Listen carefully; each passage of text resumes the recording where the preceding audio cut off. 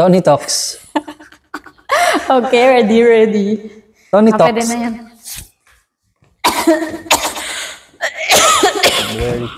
Drinks muna tayo para... Check. Hello. Check it out. Check. Ay, nahulog na. Check, 1, 2, 3. Hello po. Sige nga, try mo nga magsalita ka. Hi. Hello. Hello Hi, po. hello. Mic Hi, test. hi, mic Testing. And so...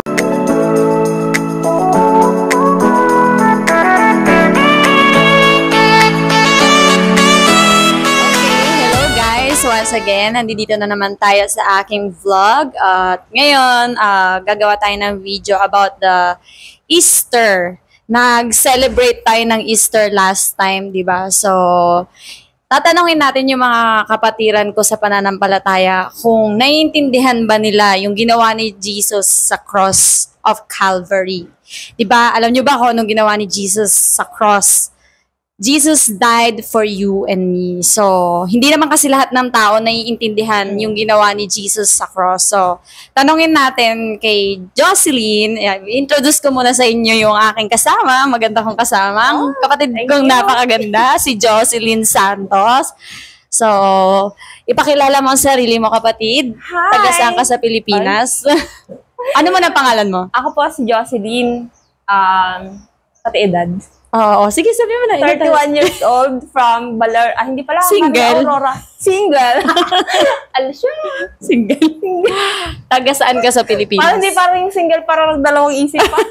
Taga saan ka sa Sa Pinas? ano po? Sa Aurora. Maria Aurora. So, isa siyang OFW dito sa Taiwan. Tapos, yun na nga, nag-church kami dito sa Home of Christ, Nankan District. Yung church namin is founded by Taiwanese. So, ngayon, gusto ko na tanongin.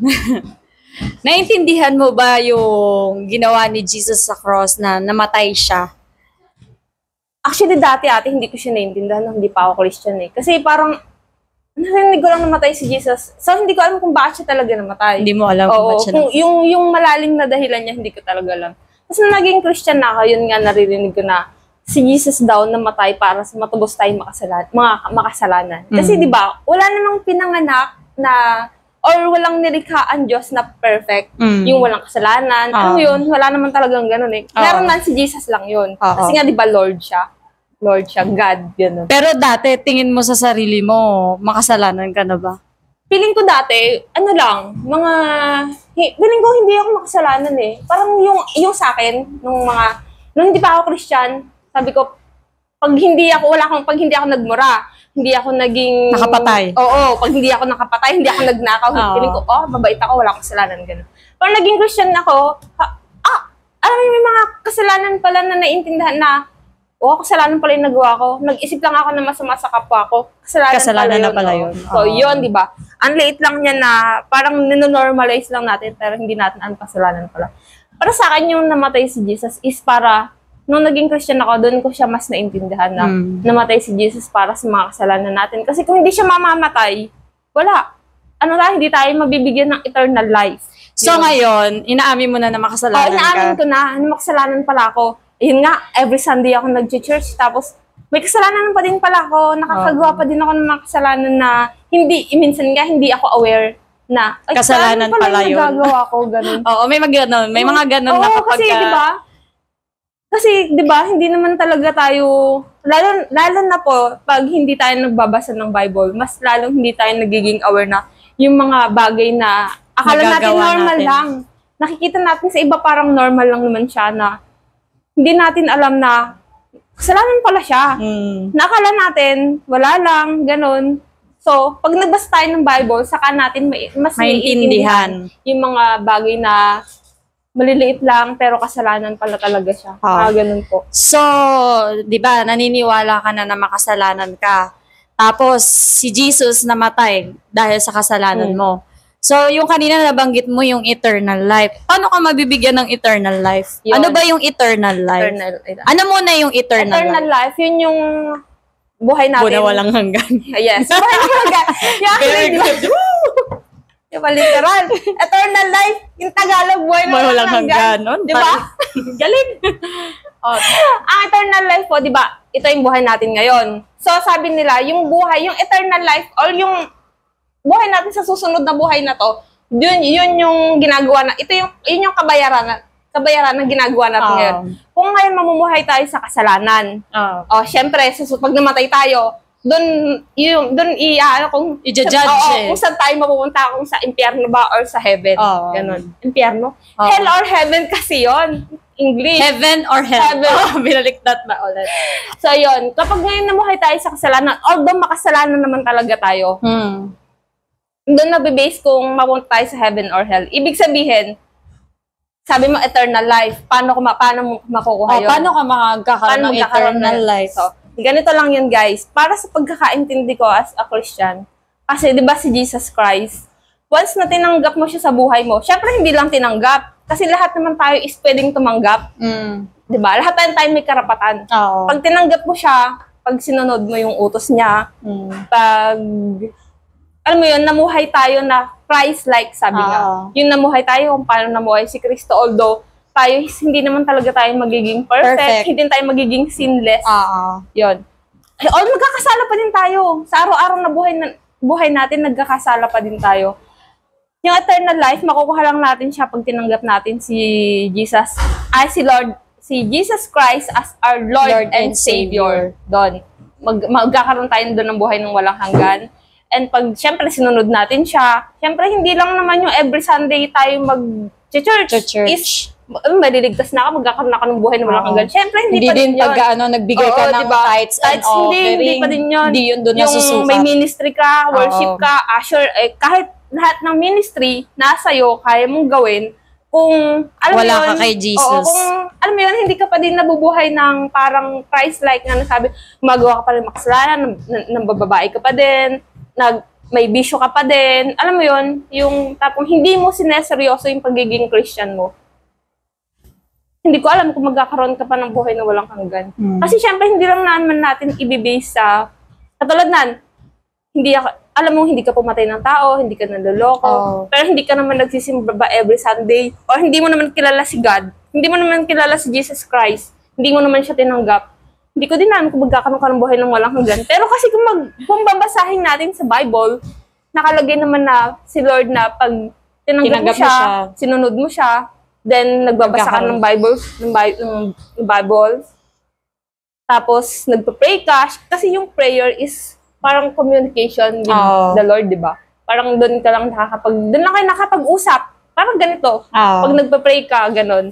Nagbabasa ka ng Bible, then, alam mo yun, sinunod mo si Lord, tinanggap mo siya, yun. Malaki ang pag-asa na magkakaroon tayo For short, si Jesus talaga, kaya namatay, para sa atin, para iligtas tayo sa ating mga kasalanan. So, kailangan may relationship ka kay God. Yun lang din yung sinasabi ni Jocelyn, na kailangan at tanggapin mo nga si Jesus bilang Lord and Savior mo. Through prayer lang naman yon. Kasi yung ano na yan, gift na yan is for everyone, to those na maniniwala sa Kanya. Lahat yan para sa lahat ng tao na maniniwala sa Kanya. Hindi lang sa specific na religion or ano. Basta sa lahat ng tao, kahit Taiwanese ka, Pilipino ka, Muslim ka, o ano ka. Basta naniwala ka kay Jesus, magkakaroon ka ng buhay na walang hanggan. So, ngayon, tinanggap mo na ba si Jesus as your Lord and Savior? Yes, of course. So, nung tinanggap mo siya, ano yung nabago sa'yo? Sa akin? Ano yung naging effect nun sa'yo, sa family mo, the way you live yung buhay mo? Ano yung nabago? Sa akin, madami talagang nabago nung naging Christian ako, nung tinanggap ko si Lord. Kasi dati naman, alam niyo naman, nakakakilala sa akin, palamura ko, nagiinom, tapos, alam mo yun, hindi Tanggera talaga daw ako, siya. Hindi halata. Hindi halata. Pero hindi. Yun nga.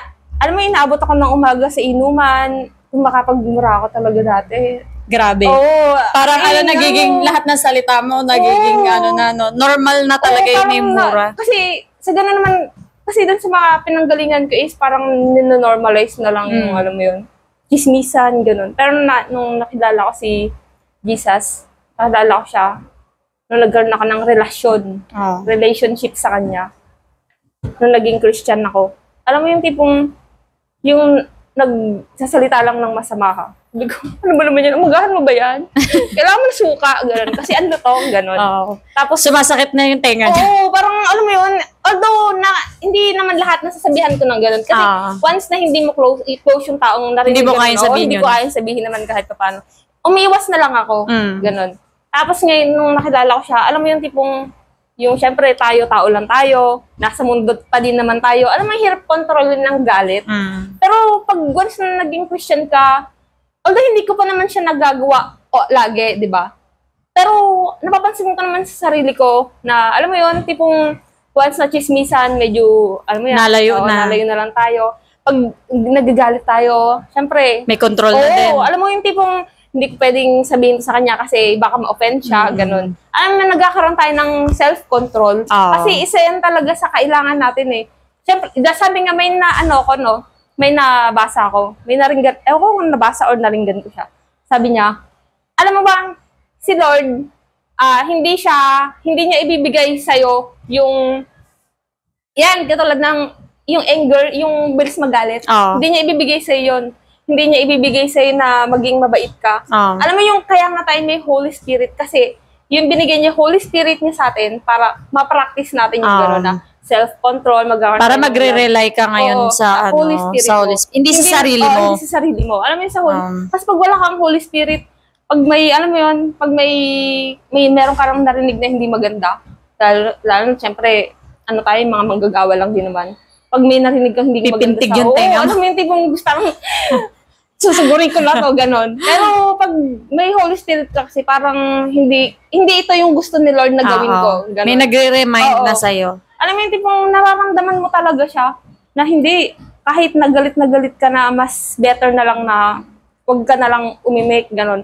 Minsan nga, alam mo, Lord, tulungan mo ko. Alam mo, kahit nga sa simpleng lang, mas sabi talaga, Lord, nagagalit ako. Sabi ko, tulungan mo na lang, tulungan niyo po akong mawala yung galit ko, yung inis ko, makapag-isip ng tama. Sa ganun na nararamdaman ko na, wow, Jocelyn, Ikaw ba yan? Oo.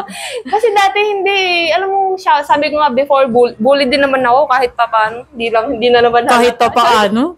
Hindi ba sobra-sobra? hindi naman masyado. Pero alam mo yun, alam ko sa sarili ko na nung simula naging Christian ako, nakilala ko si Lord. Parang nagkaroon talaga ako ng takot na hindi pwedeng go ng go sa away, hindi pwedeng ganun. Kailangan Sa lahat na meron ng control. Oo, sa lahat talaga. Kahit nga Nabago na siya ni Lord. Yes. Sobrang laki ng tulong sa akin nung naging Christian ako. Sa lang yun nagsimula talaga yun sa mga Bible verse na sinesend niya sa GC. So, sobrang masasabi mo ba na best decision ever yung nagawa mo na yun? Natanggapin si Lord as your Lord and naman, Savior? Kasi hindi lang siya talaga sa akin, personally sa akin, sa ugali ko na bago, kundi pati sa family. Na alam mo yung tipong, syempre lahat ng nakakakilala sa amin, syempre ang hirap ng buhay namin nung bata kami. Hindi mo naman, madami kaming mga bagay na hindi na-experience nung bata kami na na-experience namin ngayon. Imagine na lang yung, di ba, sobrang blessed namin. Nadala namin si Papa sa Taiwan.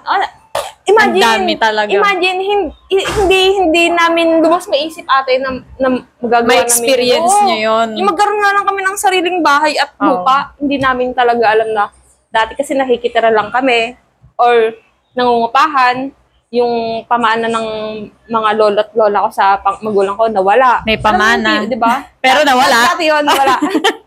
Siguro, ano na rin yun ni Lord? Way.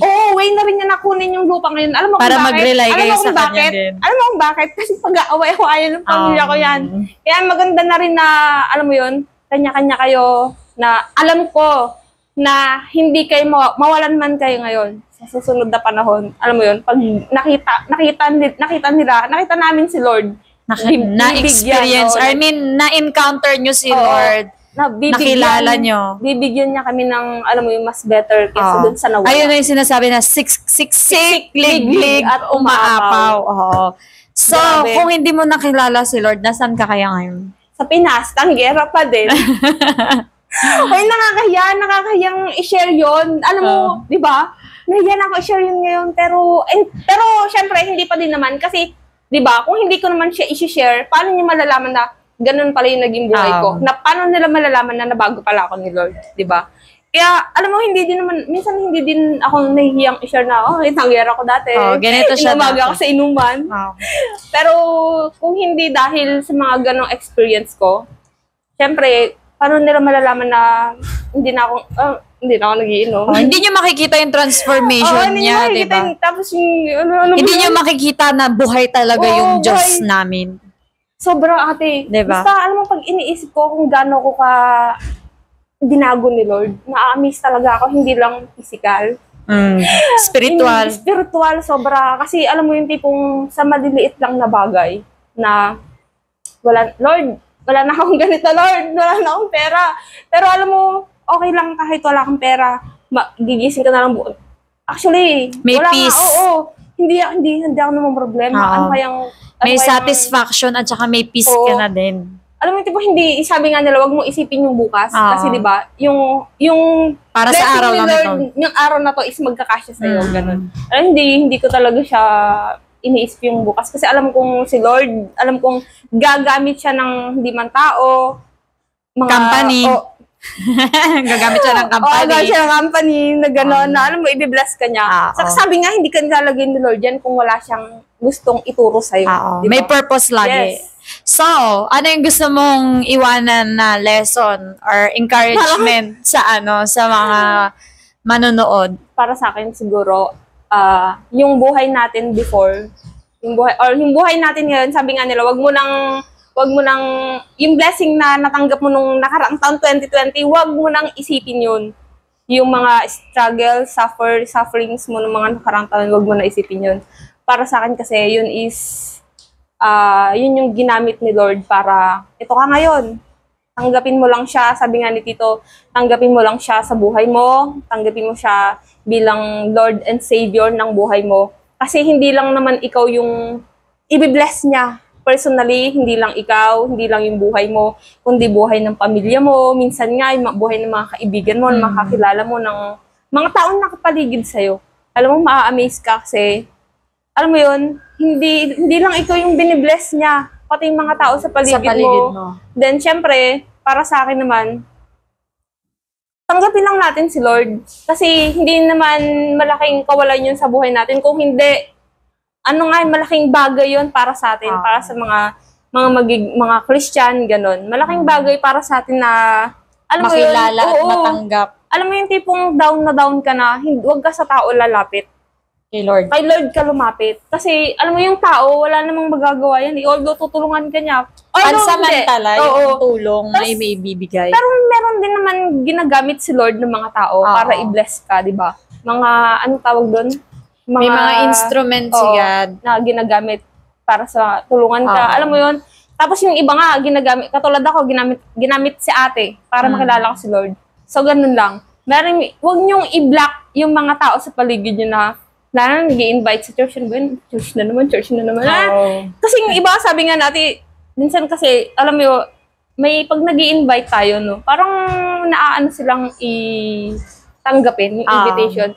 Kasi hindi naman totally kami yung nag-i-invite. Kundi si Lord yun. Ginagamit lang din kami. Instrument. Oo. Kasi malay mo, ito na talaga yung, alam mo yun, ito na yung time mo para tanggapin si Lord, para makilala siya. Kasi naniniwala naman ako sa mga naririnig ko na sa lahat ng promise ni Lord sa Bible, hindi nakalagay doon na hindi niya pinangako na buhay ka pa bukas. So, yung mga bagay na pwede mong gawin ngayon, gawin mo na. Kasi walang kasiguraduhan kung buhay ka pa bukas. So, para sa akin, yun. Kasi, di ba, malay mo, ito na pala yung huling hininga natin. Hindi pa natin tinatanggap si Lord. Or malay mo, biglang, siyempre, hindi naman natin masasabi yung marami ng calamity ngayon. Ni Jesus, di ba? Na malay mo, lindol. Diba? Hindi talaga natin masasabi mga nagbabanggaan yung mga ganun, di ba? Nakakatakot na. Sabi nga nila, pag nakikita mo yung buong mo dun, wala ka nang lalapitan eh. Kasi lahat yan, tao, pag lumapit ka sa tao, hindi mo na malalaman hanggang kailan siya. Pero pag lumapit ka kay Lord, alam mo talaga. Secured ka. Yes. Alam mo yun. Lord, may peace. Alam kong andyan ka. Alam kong hindi mo ako pababayaan. Yun. Okay. Hello mga kapikit! Once again, welcome to my vlog. And ngayon, kasama natin sa video si Brother Alexis. Introduce yourself, bro. Ako si Brother Alex. Yan, call me Brother Alex. Ilan taon na po? 30-something. 30-something. So, di ba nung last video natin is kinausap natin si Sister Jocelyn tungkol dun sa pagkamatay ni Jesus sa cross. Ngayon naman, tatanungin natin si Alexis kung para sa kanya, ano naman yung experience niya or pagkakaintindi niya sa pagkamatay ni Jesus sa cross. So, brother, ang tanong ko sa'yo, dati nung hindi ka pa ba nakakakilala kay Jesus, naiintindihan mo ba yung ginawa niyang pagkamatay sa cross? No, nung hindi pa ako nakakilala, hindi. Ano lang yung pagkakaintindi mo ng mga time na yun? Pagkakaalam mo, ganun. As in, totally wala kasi wala akong idea. Dahil dati, hindi naman ako nag-church eh. Oh? Oh. So, wala ka talaga So, idea? wala akong idea. Nothing at all. Yeah. So, kailan ka nagkaroon ng idea tungkol sa death ni Jesus sa cross? Nung nakakilala ko nung 2007. 2007. Paano ka nakakilala? Kasi meron akong friend, kababata ko. So, in-invite niya ako sa isang, meron kasing camp sa Zambales, youth camp na tinatawag. And then yung friend ko na yun, in-invite niya ako. So, doon, sama-sama kami, buong barkada. So yun, doon na nag-start. Doon na nag-start. So, mga ilang taon ka nung time na yun? I think 14, 13, 15, mga ganun. Oo, batang-bata. 14, 15, Sana mga all. ganun. Sana all bata pala nakilala na si Lord, di ba? So, along the way, nung 14 years old ka, paano naman nabago yung yung pagkakaintindi or yung pananaw mo sa ginawa ni Jesus sa cross? Marami rin nagbago kasi noon, yung buhay ko rin, agarin sa mga kabataan na wala sa landas. Dati, parang pagkatapos ng school, kasi high school, di ba? Pagka uwi, diretso gala, punta ako sa mga sugalan, bilyaran, computer, yun. Oo Yun nga, ang uso nga ginagawa ko pala ang dati. computer dati. Yun. Di ba? Ano yung mga laro na run? Meron na yun, meron na time na yun. Di And ba? then counter, yung mga ganyan. O Counter-Strike. Usong-uso nga yun dati. So, ngayon na believer ka na ni Lord, ano ba yung, paano mo maipapaliwanag sa mga viewer natin yung ginawa niya sa cross? Malaki Bakit kasi. ba siya namatay? Sa pagkakaintindi ko kasi kaya siya namatay is fulfillment yun nung Old Testament na about sa mangyayari, about kay Jesus, na darating siya, tapos magiging siya yung tutubos ng mga kasalanan natin. So yung pagkamatay niya sa cross is, para sa akin is yung pag sinabi niya kasi na it is finished eh. So ibig sabihin nun na tinubos niya na yung mga kasalanan natin. Yun. It is finished. Yeah. So let's end this. Ganun ba yan? It is finished. And then, paano yung masasabi mo dun sa mga tao na, di ba kapag ka Holy Week, uso yung Penitensya. pipinitensya o yung mga ganon. Oh. Kung sinasabi mo na it is finished, ano ba yung na yan? Paano mo maipapaliwanag yun? Sa nakikita ko kasi ngayon, siyempre yung mga tao, di ba, may kanya-kanya silang paniniwala. Yung iba is, Panata. panatan nila, nire-reenact nila yung mga ganong actions. Yung iba, literal na ginagawa. Para sa akin naman, hindi na kailangan kasi Jesus already did.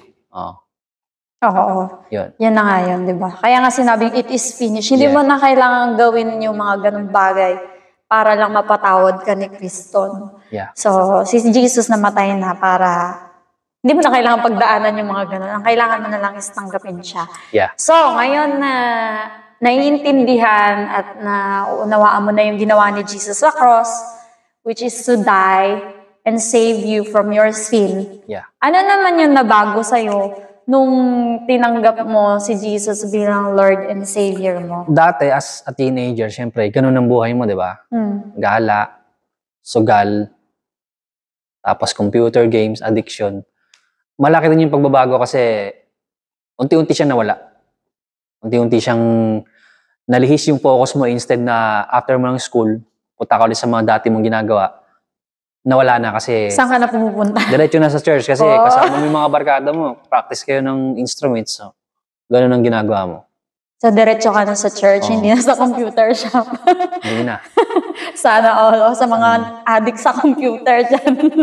Alam nyo na ha, diretso sa church. So, sa tingin mo ba, magandang decision para sa'yo na nakilala or natanggap mo si Jesus bilang Lord and Savior mo? Yes, that is the best decision in life. Yun talaga. Yun ang the Best decision yun, guys. So, you decide na din. Yeah. It's never too late pa.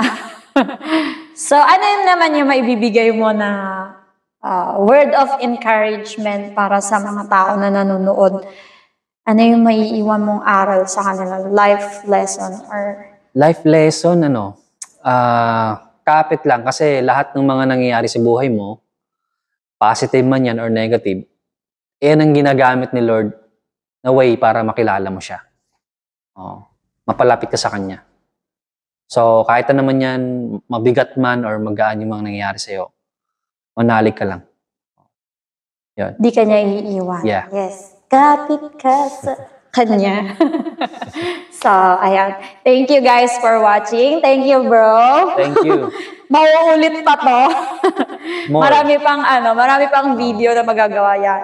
He will share yung testimony niya para sa inyo. Okay, guys. Salamat sa panonood. Jesus loves you all. Bye! Alright.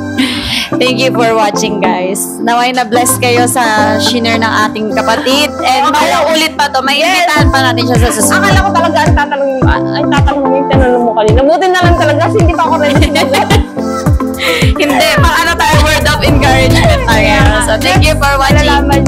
Bye! Sobrang natutuwa ako sa mga ganyang